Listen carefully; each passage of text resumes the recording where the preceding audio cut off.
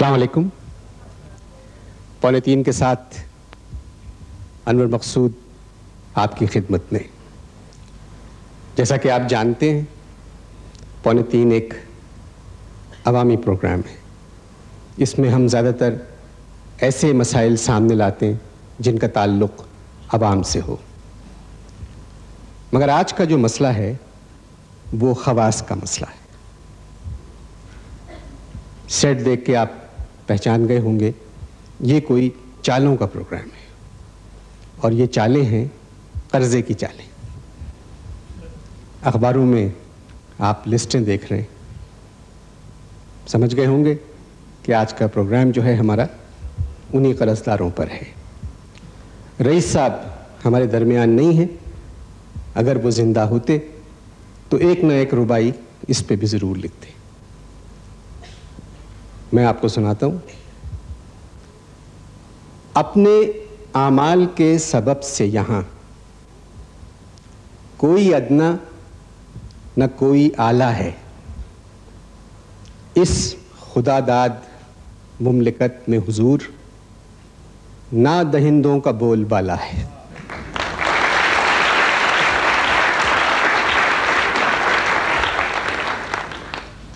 Banking के कुछ laws होते हैं, मगर जो हुकूमत पावर में आती है वो उन लॉस के अगेंस्ट आउटलॉ हो जाती है और बाकी जो बचते हैं वो इन लॉस हो जाते हैं।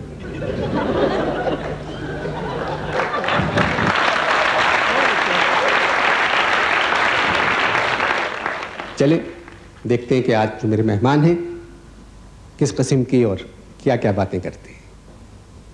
मेरे पहले मेहमान भी एक इंटरनेशनल ना दहिंदा हैं। मैं उनको दावत दे रहा हूं। ख़वातीन हज़रात, पौने तीन के पहले मेहमान मशहूर ना दहिंदा।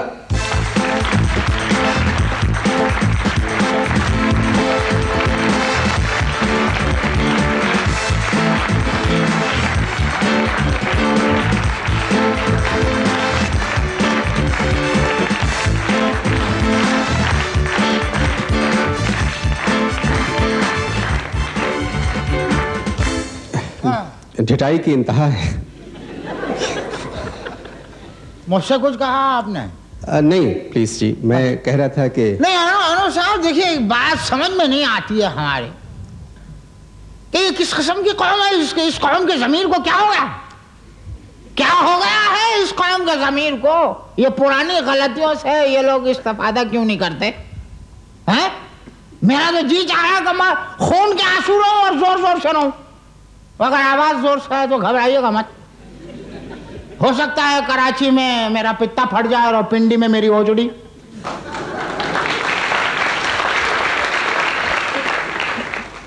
नहीं, बात क्या हो गई? कौन सी कयामत टूट पड़ी आप पर? अरे क्या अनवर मकसूद नाम है ना होगा? अनवर मकसूद साहब, देखिए मैं आपको एक बात बताता हूं। दरिंदा कह देते मुझे नहीं बुरा मानता, चरिंद कह देते, परिंदा कह देते, ये दहिंदा क्या चीज है? ना दहिंदा जी ना दहिंदा क्या चीज है? दहिंदा ना दहिंदा इस कदर मनहूस लफ्ज लगता है ये ना दहिंदा, नफरत अंगेज। मैंने कभी हिंद की तरफ ना रुख किया ना हिंद की तरफ देखा, मुझे ना दहिंदा कह दिया। बताइए। जी हाँ, और ये कौम चुपकी बैठी रही जो हंस रही है यहाँ बैठ के। ये चुपकी बैठी रही, कैसी कर्ज फरामोश कौम है ये। और एक बात और क्लियर कर दूं आपको, एक बात और क्लियर कर दूं मैं आपको कि ये कर्ज जो है मैंने इस कौम के लिए लिया था। कौम का फर्ज है कि वो आगे आए और आगे आए और आइए आगे आइए आइए जरा पीछे चले जाइए। कौम का जूता मेरे पाँव पे आ गया।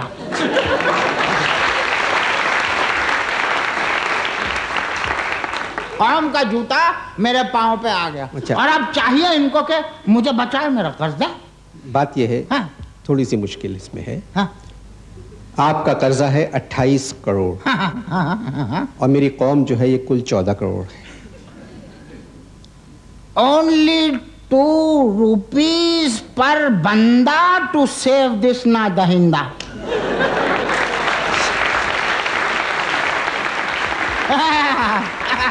लेकिन मुझे मालूम है कि ये कौम जो है ना ये कभी आगे नहीं आएगी, और हो सकता है कि आने वाले दिनों में मेरी लातों को हवा लगती रहे। मैं समझा नहीं जी, लातों को हवा लगती रहे जी क्या? बेटे वो बात यह है कि हवा लात कहते हुए तकलीफ होती है। हाँ। बड़ी तकलीफ होती है, जैसे किसी अपने को छोड़ने की बड़ी तकलीफ होती है, गटर में गिर जाने से बड़ी तकलीफ होती है, और मुल्क के हालात देख के बड़ी तकलीफ होती है, सियासी रुख देख के बड़ी तकलीफ होती है, बड़ी तकलीफ होती है, बड़ी तकलीफ होती है, बड़ी तकलीफ होती है। मतलब ये 3 दफा आपने क्यों कहा बड़ी तकलीफ होती है? हाँ, हमारे एक दोस्त हैं, फिल्मों के डायरेक्टर हैं, कहने लगे कि भाई देखिए, कोई गम का डायलॉग जो है वो जब तक 3 दफा ना कहा जाए कौम पे असर ही नहीं होता। अब मिसाल के तौर पे, परवीन मेरी माँ मर गई, आप पे असर हुआ? नहीं। अब मैं आपको असर अंदाज करता हूँ। परवीन मेरी माँ मर गई, परवीन, परवीन मेरी माँ मर गई, परवीन मेरी माँ मर गई, परवीन। आप पर असर हुआ? जी, मुझ पे हुआ सच। अच्छा, आजकल आप क्या कर रहे हैं? चने पढ़ रहे हैं। नहीं, मेरा मतलब है काम। कह दिया ना, चने पढ़ रहे हैं, बल्कि भुने पढ़ रहे हैं, कच्चे पढ़ रहे हैं, पढ़ रहे हैं। हाथ उठाओ में, बस दुआ करो क्या ये लिस्ट में से मेरा नाम निकल जाए। अच्छा, मैंने सुना था आप बिजनेस के सिलसिले में बाहर जा रहे हैं। कोएत जा रहा था। तो गए क्यों नहीं आप? अबे क्या पैदल जाता कोएत? नहीं तो क्या मतलब, पैसे नहीं हैं जाने के? अरे पैसे तो इतना का हम पूरा कोएत खरीद, ये कटवा दीजिएगा। अच्छा, ये काट दीजिएगा भैया, कटवा दीजिएगा। अच्छा। नहीं देख, एयरपोर्ट के ऊपर हम जैसे नादहिंदों पे एक किस्म की बंदी लगा दी गई है, जिसको पा कहते हैं, पाबंदी। इसलिए नहीं, हालांकि मैंने वहां की जबान भी कोयत की थोड़ी सी सीख ली थी, आई मकरूज। अब आप तो पढ़े लिखे हैं, आप बताइए उल मकरूज का क्या मतलब है? मुझे नहीं मालूम। हाजा मकरूजी कुल्लुन मुल्कुल मकरूजा। इससे कोई असर होगा इन लोगों पे? ऐसी बातों से कौम पे अब कोई असर नहीं होता। कोई असर? तो फिर नॉर्मल गुफ्तगू करते हैं।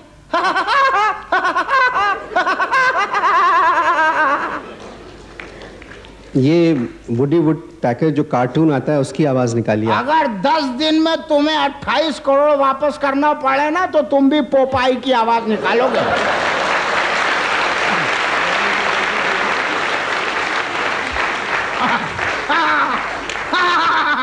अब्बा को देखिए, डोनाल्ड डक की आवाज में रो रहे हैं।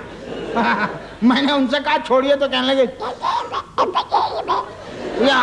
पूरा मोहल्ला हंस रहा है उन पे। अच्छा, ये 28 करोड़ कैसे लिए थे? ऐसे लिए थे। नहीं, कैसे लिए? ऐसे लिए थे। नहीं तो जरूरत क्या थी 28 करोड़ की? 12 करोड़ लिए थे। 12 करोड़ 28 हो गए। कैसे? अंग्रेजी आती है थोड़ी बहुत। इसका मतलब है नहीं आती। ये जो 12 करोड़ लिए थे, जो 28 हो गए, दिस इज ड्यू टू लानत। ड्यू टू लानत समझा नहीं। पढ़े लिखे नहीं हो ना। ड्यू टू लानत पढ़ते नहीं हो कि सूद एक लानत है। अच्छा, ये जो 12 करोड़ आपको मिले, ये कैसे मिल गए? क्या मतलब किसने दिलाए, कैसे हुए? ये खाला की वजह से मिल गए। खाला की वजह से? हाँ, उनके फेस वैल्यू की वजह से। खाला भी डायरेक्टर बन गई, पैसे मिल गए, हम मिल के बैठ गए, मिल बांट लिया, मिल बैठ गई, और एमडी लेट गए। उनके नाम से पहले लेट लगाना पड़ा। लेट।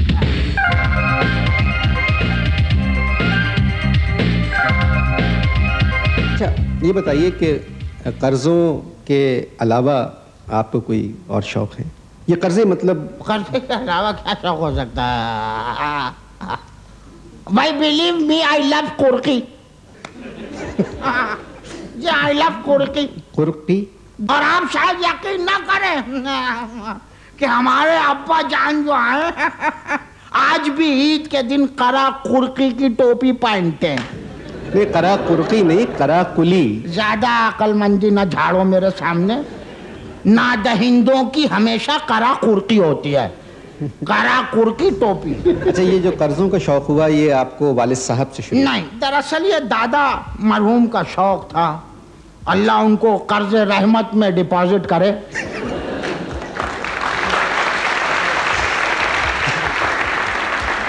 मरने से पहले अब्बा मरहूम को दो वसीयतें कर गए। वो कहने लगा बेटा पहली तो ये कि गुस्ल करने वाले को कभी कैश पैसे मत देना, उधार रखना। आज दादा को मरे हुए 30 साल हो गए। परसों वो गुस्ल देने वाला पैसे लेने आया था, अब्बा ने उसको कल बुलाया है। अच्छा, दूसरी वसीयत? दूसरी वसीयत ये थी कि मुझे स्टेट बैंक में दफन करना।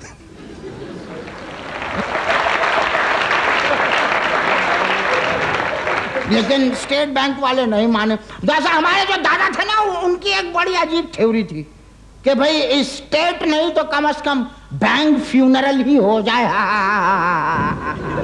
अच्छा, मेरा मतलब है कि कभी इस तरह की बातों से कुछ एहसास जुर्म होता है? और किस सिलसिले में? माशाल्लाह, क्या थिंकिंग है आपकी? क्या कहा आप? मुझसे कुछ कहा? नहीं नहीं, मैं अपने आप से बातें करता हूँ। अच्छा, प्लीज, कमाल है, गट्स है। ख़वातीन व हज़रात, 2:45 के अगले मेहमान हैं एक नौजवान बैंकर, दयानतदार,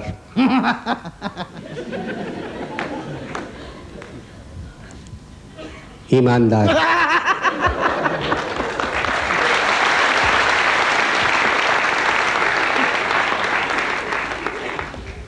मेहनती,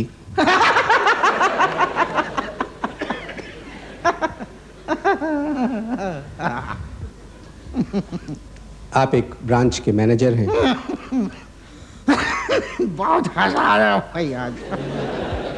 क्या कबल मसीह के ब्रांच के मैनेजर को बुला लिया?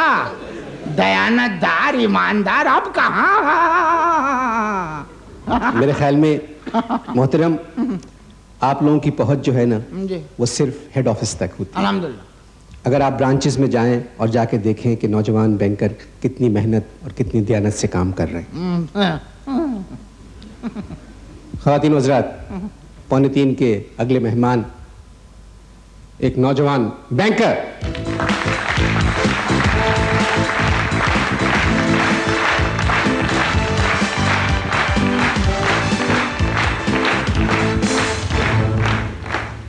अस्सलाम वालेकुम सर। हाँ, मुझसे कुछ फरमाया आपने? जी नहीं, मैंने सलाम भी अनवर साहब को किया है और सर भी इन्हीं को कहा है। अच्छा, बताइए, जवाब भी फिर यही देंगे? जी। यानी देखिए क्या इज्जत है इस मुल्क में नादहिंदगान की।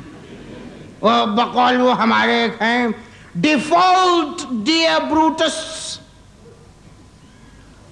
default dear Brutus is not in one account but in one young Battamiz bank managers William Shakespeare।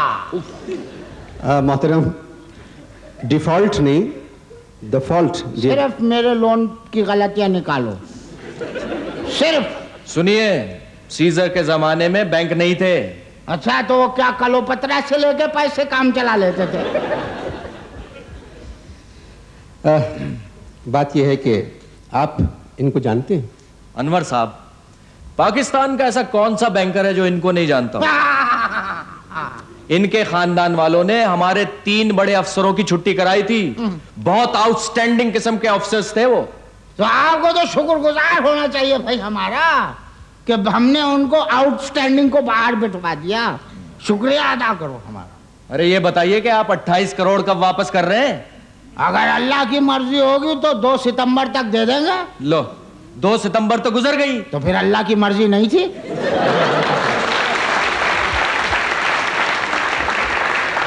हाँ?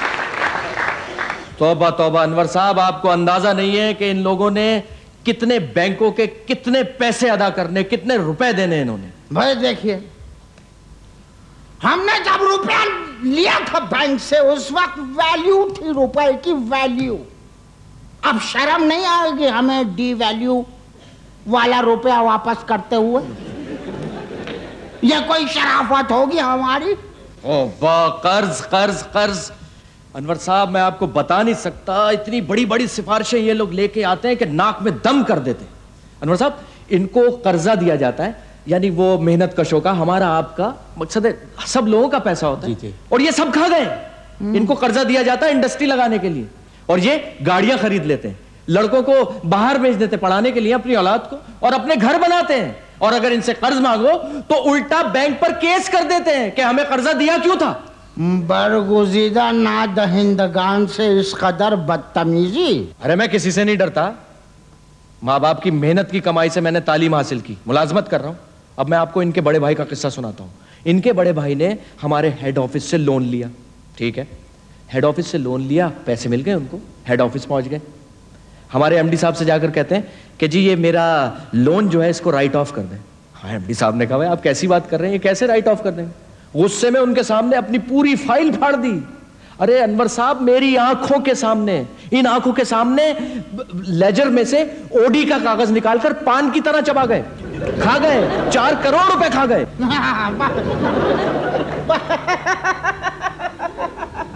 मैं इनका कंफ्यूजन दूर कर देता हूं। देखिए, मेरा जो असल में भाई है उसे है ना कागज खाने की आदत है। जी जी, सरकारी कागज खाने की आदत है। जी हाँ, जी हाँ, रंगीन लाल और हरे जी, हाँ, खास तौर से खाता है।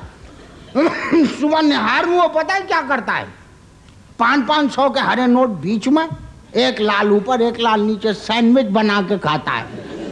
एक दफा तो अपनी मैट्रिक की रिपोर्ट जिसमें अंग्रेजी में उसे 100 में से 0 मिले थे, कमबख्त खा गया, वो तो 0 दांतों पे चिपका रह गया, अब्बा ने पकड़ लिया। हाँ, कि अंग्रेजी में फेल हुआ है। वो 4 करोड़ का क्या हुआ? हमने राइट ऑफ करवा लिया। कमाल है, अगर मैं 5000 रुपए लेने जाऊं बैंक से तो मुझे तो नहीं मिलते लोन। आपकी इज्जत नहीं है ना कोई।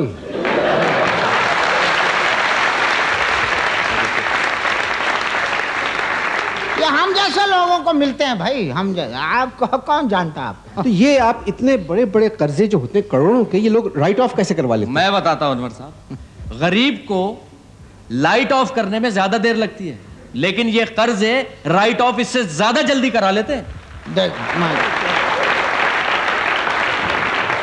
जब पता ना हो ना झड़ूस तो मत बोला करो। मैं झड़ूस हूं? सुनिए, जी, जी, मैं बताता जी, थोड़ी देर के लिए तुम एमडी बन जाओ भाई। क्या एमडी बन जाओ? एमडी, बैंक के एमडी बन जाओ, मैं तुम्हें बताता हूँ कर्जे कैसे लेते हैं। मैं बैंक का एमडी बन? हाँ। जी नहीं, मैं बैंकिंग के साथ ऐसा मजाक नहीं कर सकता। तो फिर इंशाल्लाह मैनेजर पे ही रिटायर हो जाओगे। आप बनिए बैंक के एमडी बनिए। बनिए क्या? बनिए बनिए। क्या कह रहे हैं आप थोड़ी देर के लिए बैंक के एमडी हैं।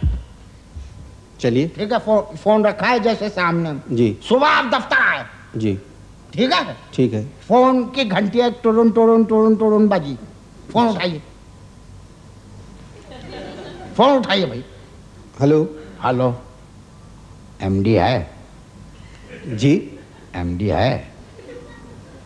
कहाँ है? मैं बात कर रहा हूँ। बोल रहे हो? जी सर। मैं इस्लामाबाद से। जी सर, अस्सलाम वालेकुम sir, how are you sir? हाँ, कितनी बाकी है भाई तुम्हारी सर्विस? 6 महीने बाद। हाँ, हमने साल भर बढ़ा दिए। अच्छा। हाँ, और सुनो, फरीदुद्दीन आएंगे, 1 करोड़ का उनका लोन है, वो लोन दे नहीं सकते, समझो, उसको राइट ऑफ समझो। कोई लेटर ना भेजना, कोई बंदा ना जाए वहाँ पर, क्योंकि वो अपोजिशन भी छोड़ चुके हैं। अच्छा, ठीक है, तो तुमने शुक्रिया नहीं कहा। किस बात का सर? तुम्हारी साल भर सर्विस बढ़ा दी। Thank you sir. कोई बात नहीं। सुनो, बैंक कैसा चल रहा है? कैसा चलाओ है, चलाओ। Okay bye. इस तरह लेते हैं हम लोग कर। बिल्कुल बिल्कुल अनवर साहब, बिल्कुल इसी तरह होता था। आपको इनका वो शुगर मिल वाला केस का नहीं पता? ऐसा बड़ा खूबसूरत केस था। हाँ, बड़ा खूबसूरत केस था। गन्ने बाम मशक्कत हो सकती थी, लेकिन इंक्वायरी कमेटी गंडेरी निकली, डर गई। वो केस क्या था जी शुगर का? मैं बताता हूं। इन्होंने हमारे बैंक से शुगर मिल लगाने के लिए 8 करोड़ रुपए लिए। सैंक्शन हो गए? हाँ, हो गए। ठीक है। 1 साल के बाद पता चला कि जी मशीनरी आ गई है और अगली शाम को उसका इफ्तिताह है। हमारे एमडी साहब सारे डायरेक्टर तैयार होकर इफ्तिताह करने, एमडी साहब से इफ्तिताह कराना था। एमडी साहब पहुंच गए। एमडी साहब ने फीता काटा, पर्दा उठाया तो एमडी साहब तो उसी वक्त बेहोश होकर गिर पड़े नीचे, क्योंकि वहां पर गन्ने का रस निकालने वाली 8 मशीनें लगी हुई थी।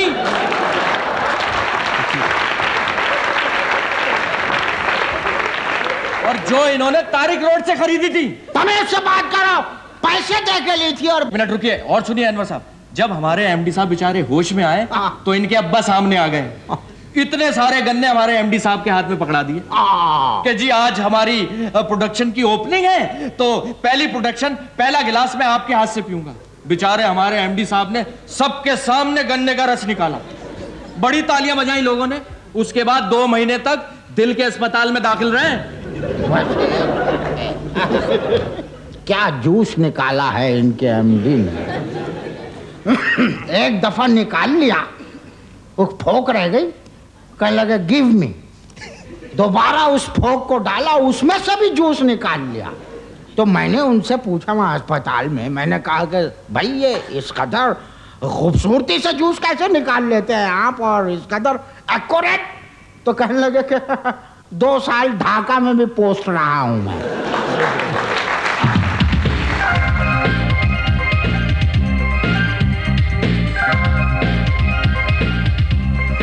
मगर ये जो बैंकिंग का जो पेशा है ना, ये बड़ा बावकार पेशा था।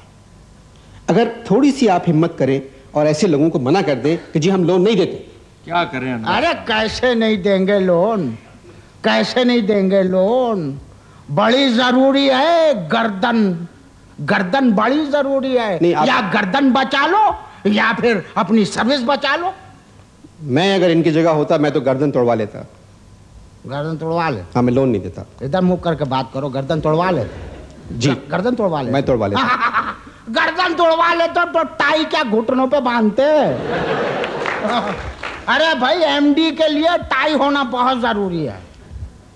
मुझे कुछ पता नहीं कि बैंकर के लिए क्या होना जरूरी है, क्या नहीं होना जरूरी है। ये बस आप लोग देख रहे हैं क्या हो रहा है।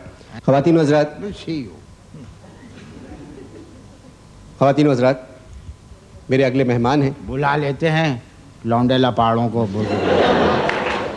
पहले पैसे वापस कर दीजिए। ये मैं कह रहा था, ये इस मुल्क का मुस्तकबिल है। कौन? बैंकिंग में। ये बदतमीज मुस्तकबिल। बुजुर्गों से गुफ्तगू करने की तमीज नहीं है इनको। I will see you. ये बुजुर्ग है, ना देंदा बुजुर्ग। हाँ? पहले पैसे तो अदा कर दें इस मुल्क के। अरे कर देंगे, इनकार कब किया है भाई हमने? इसका बकबक कर रहा हूं, बकबक कर रहा हूं, बकबक कर रहा हूं। कौन सी ब्रांच में हो भाई तुम? जी कौन सी ब्रांच में हो? मैं? हाँ, FIA ब्रांच में हूँ। क्यों, क्या हुआ? क्या हुआ चाचा जी? कभी कभी मेरा ओडी बोल पड़ता है।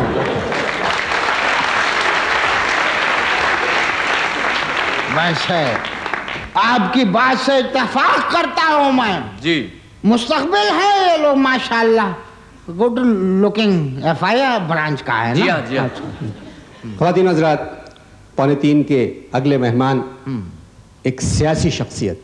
अरे ही इज स्टिल अलाइव? मेरे ख्याल में आप आ जाएं मेजबानी के लिए। मैं आपकी जगह मैं जानता हूं उनको, बाहर मिले तो मुझे। जिस तरह की आपकी हरकतें हैं, आपको अंदर मिले होंगे, बाहर मिले थे। मुझसे कुछ कहा आपने? नहीं, मैं आपसे बात नहीं कर रहा हूँ। 6 अक्टूबर को जो इलेक्शंस हो रहे हैं उसमें आप हिस्सा नहीं ले सकते क्योंकि आपका नाम लिस्ट में है, आपको इजाज़त नहीं मिली। 8 अक्टूबर को आपकी शादी थी जो अब बाई इलेक्शंस तक पोस्टपोन हो गई है। ख़वातीन हज़रात, तशरीफ़ लाते हैं सियासी नादहिंदा।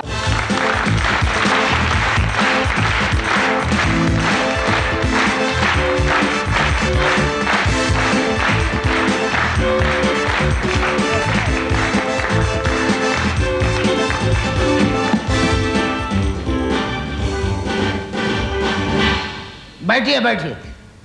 बैठा तो दिया, अब और क्या बैठूं?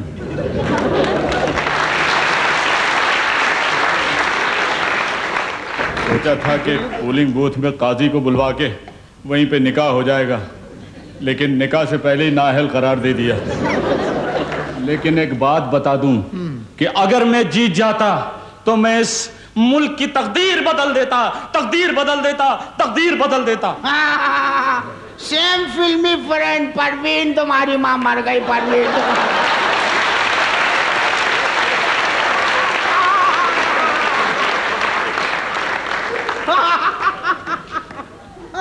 बता चुका हूं पहले। मुझे बहुत अफसोस हुआ आप पर पाबंदी लग गई जी 6 तारीख को। अरे बात सुनिए, छोड़िए, आप फजूल की बात कर रहे हैं। अगर ये जीत जाते तो क्या कर लेते? ये कैसे जीतते? ये जीत सकते थे? जीत ही नहीं सकते थे। पिछले इलेक्शन में भी इनकी जमानत जब्त हो गई थी। बिल्कुल ठीक कह रहे हैं, क्योंकि वो जमानत भी लोन के पैसे लेकर अदा की गई थी। ठीक है, जमानत जब्त हो गई थी, लेकिन कौम ने मुझसे नहीं पूछा कि लीडर प्यारे तुम्हारी जमानत क्यों जब्त हो गई। मैं बताता हूं क्यों जब्त हो गई। इसलिए कि तुम्हें टोटल 2 वोट मिले थे। जी हाँ, पहला वोट खुद डाला और फिर बूथ से निकले, घर गए, कपड़े बदल कर आए और दूसरा भी खुद ही डाला।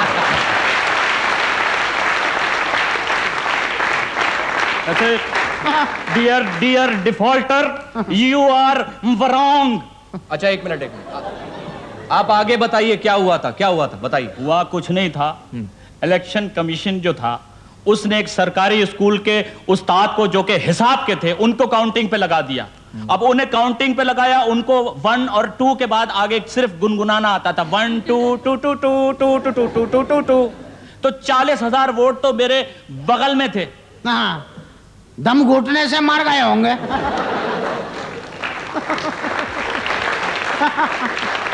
जरा सा जगह दे दीजिए, मुझे तो चेहरा नजर नहीं आ रहा जी। बात यह है, मैं आपसे गुजारिश कर रहा हूं मोहतरम कि ये रिकॉर्डिंग हो रही है और ये प्रोग्राम ऑन एयर। तो हक़ाइक़ भी तो बताने चाहिए ना लोगों को। अरे अनवर साहब, कोई फर्क नहीं पड़ता इन लोगों पे। ये साहब नहीं बैठे, सियासी साहब, इन्होंने भी तो बैंकों के 13 करोड़ रुपए देने हैं। देखिए, बात सुनिए, बैंकिंग के भी कुछ उसूल होते हैं बैंकर साहब। आपको पता है, अकाउंट होल्डर जो है उसकी जो ओडी है वो उसकी हया होती है, उसे छुपाना चाहिए। और छोड़िए, सब कुछ अखबार में आ चुका है। और वो क्या हुआ आपके केस का, उसका वो जो आपने मिल्क प्लांट के लिए केस लिया था, 6 करोड़ रुपए जो लिए थे, अब वो 13 करोड़ रुपए हो चुके हैं, पता है आपको? अगर वो 13 करोड़ हो गए तो उसमें मेरा क्या कसूर? क्या मतलब मेरा क्या कसूर? ये क्या बात हुई भाई?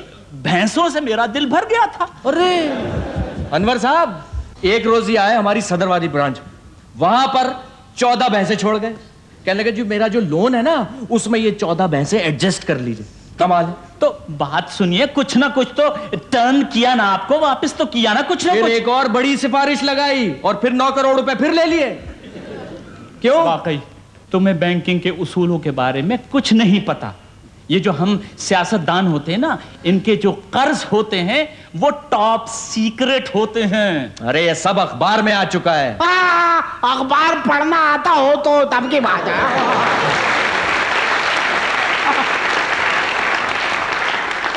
अखबार पढ़ना नहीं आता, चलो ठीक है, अखबार सुन तो सकते हैं। एक बात सुने, आप कहना क्या चाहते हैं? आपको पता है मैंने ऑक्सफोर्ड से मैट्रिक किया है। क्या? ऑक्सफोर्ड से मैट्रिक? आपकी तालीम कहां तक है? मैंने कैम्ब्रिज से नहुम किया है और बरकले से दुहुम किया है। अब बोलो।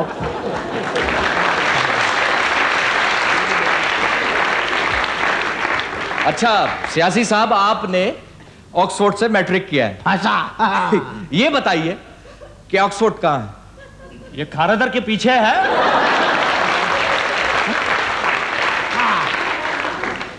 क्या? हाँ, खारादर के पीछे ऑक्सफोर्ड प्राइवेट नाइट स्कूल। अरे भाई, हम लोग यहीं के स्कूलों की बात कर रहे हैं भाई।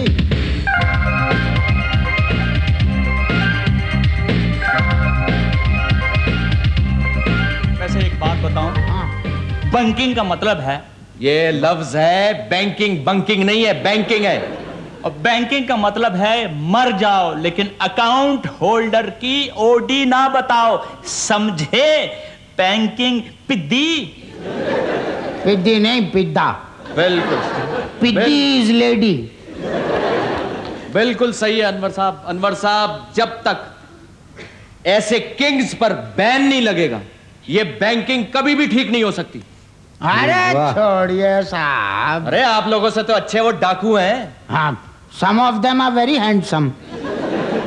मैं शक्ल की बात नहीं कर रहा हूं। फिर तुम क्या हरकतों की बात कर रहे हो? जी, वो तो कभी कभार डाका डालते हैं बैंक पे, आते हैं चले जाते हैं। अरे आप लोग तो रोज डाका डालते हैं बैंक पे, रोज बैंक के पैसे घसोटते हैं आप।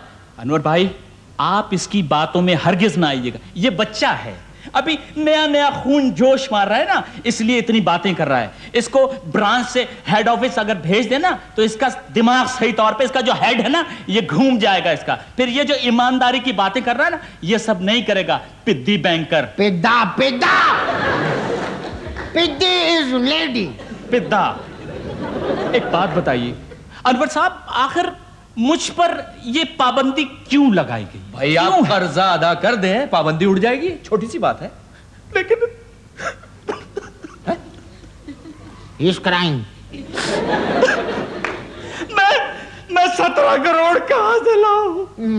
इनके आंसुओं पर मत जाइए, ये टू मच के आंसू हैं ये। क्या टू मच? ये बड़े साहब, ये टू मच क्या हुआ? This is elder brother of मगरमच्छ। Too much. आप मेरी बात समझे अनवर भाई, मैं आपको यकीन दिला, मेरे पास सिर्फ $200 है, ओनली $200। और वो भी जो मेरे मामू हैं, उन्होंने यहां पर मुझे छाप के दिए थे इलेक्शन कैंपेन के लिए। पाबंदी के बाद तो बहुत ज्यादा पेन हो गया होगा कैंपेन के लिए। अच्छा सुनिए, ये सियासत और कर्जे लेने के अलावा आपके क्या क्या शौक है? मुझे बताइए बताइए। म्यूजिक से शौक है और डांस वगैरह। तो फिर तुम्हारा इंतखाबी निशान तो फज्जे का पाया ही होगा।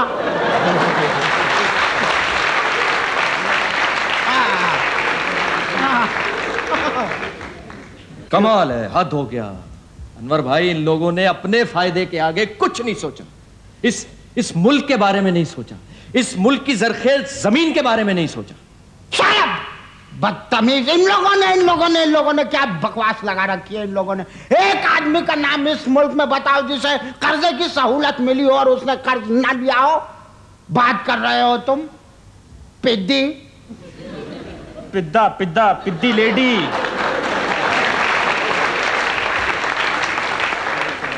मेरी नकल करने की कोशिश मत करो, समझे? पिद्दी। और एक बात सुनो, ये जरखेज जमीन जो कह रहे हो ना, ये जरखेज जमीन सूद के लिए है। इधर कर्जा लो, दूसरे दिन से फलना शुरू हो जाती है, तीसरे दिन से फूलना शुरू होती है। कर्जा लेने वाले की मुसीबत। जी, आप लोग कर्जे लेते हैं, देने के लिए थोड़ी लेते हैं आप लोग कर्जे। अरे साहब, हम क्या करें? हुकूमतें ही बदल जाती हैं इतनी जल्दी। हुकूमतें ही बदल जाती हैं। एक दफा, बहुत पहले एक दफा वाले साहब कपड़े बदल रहे थे, मैंने कहा मत बदलिए, हुकूमत बदल गई है।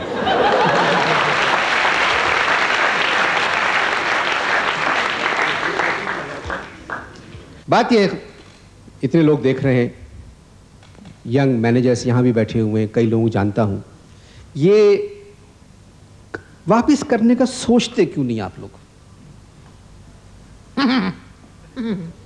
हम लोग अपने नाना की थ्योरी पे अमल करते हैं। नाना की थ्योरी? फरमाइए, क्या थ्योरी? उनकी ये थ्योरी थी कि देखो बेटा, एक बात याद रखना कि कर्जा लेने के लिए होता है, ज़कात देने के लिए होती है। हाँ, और उन्होंने ये भी कहा कि इतना थोड़ा कर्जा ना लो कि वापस देना पड़े, और इतनी ज्यादा ज़कात ना दो कि वापस मांगनी पड़े। बस उसी पे हम लोग कारबंद हैं। अनवर साहब, इन लोगों ने तरक्की पजीर मुल्क को कुर्की पजीर मुल्क बना दिया। बड़े अफसोस की। अच्छा मेरी बात सुनिए कि कभी वालदा ने आपको जी देखिए, वालदा का भी अजीब याद आया। वालदा अपने पीछे स्मॉल इंडस्ट्रीज के 6 करोड़ छोड़ गई। जी हाँ, वो तो स्वयं था वालदा का। तब उस वक्त जब नोटिस आया बैंक का, तो अब्बा के हाथ से पाव भर चने निकल गए।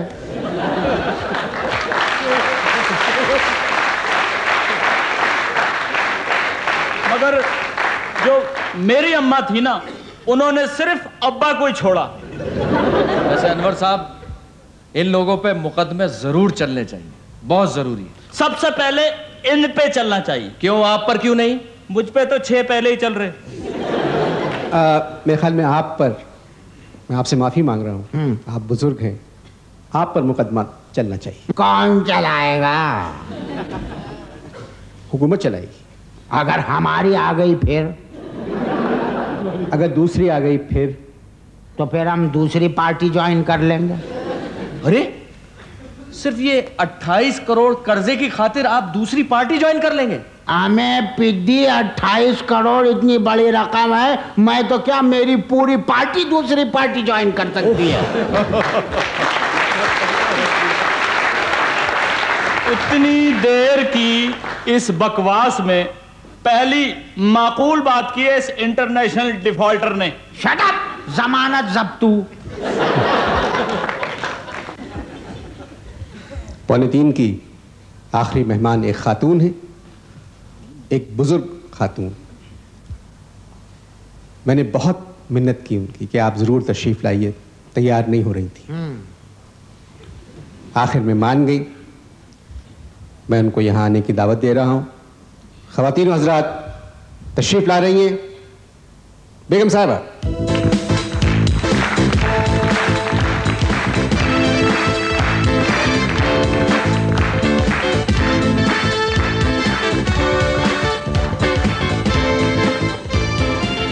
कुर्सी सही कर। खुश रहो, जीते रहो। अम्मा, औरत से इस तरह के सवाल तो नहीं करना चाहिए। मैं आपसे आपकी उम्र पूछ सकता हूँ?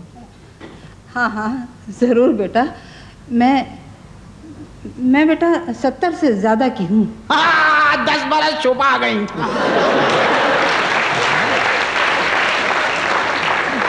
हमारे यहाँ इस मुल्क में ख़वातीन अपनी सही उम्र क्यों नहीं बताती हैं भाई? अरे बेटा, तो 70 और 80 में क्या फ़र्क है? हाँ सही कह रही है। 70 और 80 में वाकई कोई फर्क नहीं है। 70 में भी जमहूरियत नहीं थी, 80 में भी जमहूरियत नहीं थी।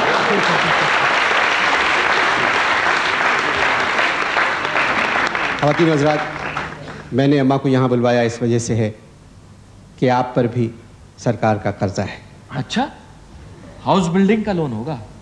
हाँ बेटा ज़रूर है, और अल्लाह गवाह है उतारा भी है, और जितना लिया था उससे ज़्यादा उतार चुकी हूँ, और उतारने का इरादा भी है बेटा। कितने करोड़ है? खुदा ना करे बेटा, खुदा ना करे, मेरे पे तो सिर्फ 9,700 रुपये है। राहौल वाला कुव्वत, ये भी कोई कर्जा है? आप इंसल्ट कर रहे हैं हम जैसे नादहिंदगान की। ठीक कह रहे हैं चाचा जी, बिल्कुल ठीक कह रहे हैं, क्योंकि इनको तो 18 करोड़ रुपए से कोई फर्क नहीं पड़ता। ठीक कर लो, 28 करोड़ बेटे, 28। अरे बेटा, हद है खुदा। मैं तो कहती हूँ अल्लाह मुझे इतनी ज़िंदगी और दे दे कि मैं ये भी उतार दूँ। आपका ज़रिए माश क्या है? बेटा बस अल्लाह के फजल से बच्चों को कुरान शरीफ पढ़ाती हूँ, 1000-1200 रुपये मिल जाते हैं, उससे कर्जे की किस्त अदा करती हूँ। फिर ये कुर्की क्यों आई आपके घर? असल में मैंने 3 महीने से मकान की किस्त नहीं अदा की थी। वो मकान की छत गिर पड़ी थी, उसको डलवाया। बस अब तो बेटा पूरी कोशिश ये है कि किसी तरह से ये कुर्की रुक जाए तो मैं मकान की किस्तें भी अदा कर दूँ। ऐसा करें ना, वो जो कुर्की वाले आते हैं 8-10 हज़ार रुपये पकड़ा दीजिए उनको, खत्म कीजिए किस्सा। हाँ, मेरा ख्याल है कि 10-12 हज़ार में काम हो जाएगा। अरे छोड़ें आप लोग। अम्मा ये बताइए, जहाँ आप पढ़ाती हैं उन लोगों ने आपसे नहीं कहा कि ये पैसा हम उतारे देते हैं? अल्लाह भला करे उन सब का बेटा, उन सब ने हमसे कहा कि अम्मा हम तुम्हारा कर्जा उतार देते हैं, मगर नहीं बेटा, हमने कहा नहीं भैया नहीं, जब तक हमारे हाथ पांव सलामत है चल रहे हैं, हम किसी का माली एहसान नहीं लेंगे। और वैसे भी बेटा ये सरकार का कर्जा है, अल्लाह ने जो हमें मुल्क दिया है उसका कर्जा है, हम खुद वापस करेंगे उसे। अरे भाई वो जिनके बच्चों को आप पढ़ाती हैं हमें भी बताइए, हम उनके बच्चों को पढ़ाएंगे, शायद हमारा